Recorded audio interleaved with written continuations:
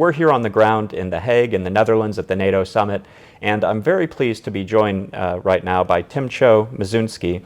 He's the Minister of Foreign Affairs of the Republic of North Macedonia. And Mr. Minister, thank you very much for joining us. A huge pleasure. So the summit just wrapped up. The Allies just released a communique. How do you judge this summit? Was it a success? Much more than a success. I label it personally as a generational summit.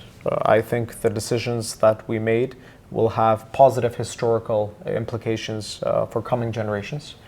I think it was crucial to make the decision, especially when it comes to the future of investments that are necessary for the member states and for the alliance.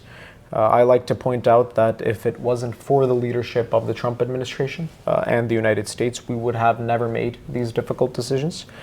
So the credit should go where it's due, but also excellent leadership among the allies, an openness to discuss and to debate, and to also focus on the fact that investment in defense isn't just about hard defense, but it's also about issues such as further investment in our industrial bases, investments in areas such as infrastructure, cyber resilience, and so forth. So in this sense, I would once again say, I'll label it as a generational summit, because past summits have been called historical summits, but the decisions here are much more than just about history. It's very much about our future.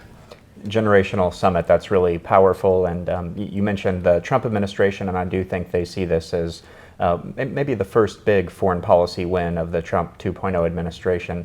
But for a second question, we have an internationally aware audience, but they may not know that much about North Macedonia. How does North Macedonia contribute to Allied security? You know, we are one of the newer members of NATO, but we are a nation that takes its NATO membership seriously. So we are above that 2% threshold, and we are a country that is already planning on how to reach this 5%.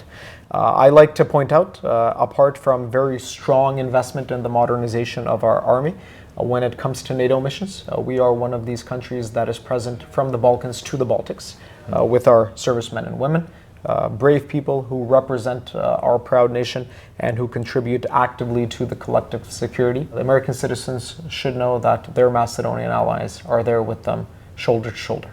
Shoulder to shoulder from the Balkans to the Baltics. That's a good way of putting it. And I have many more questions, but I know that you have a busy schedule, so I think we have to leave it there. But Mr. Minister, thank you very much again for joining us. Thank you for the wonderful opportunity and also for the excellent work that the Atlantic Council is doing in the area of international relations and diplomacy. We see you as a valued and trusted partner. Thank you very much.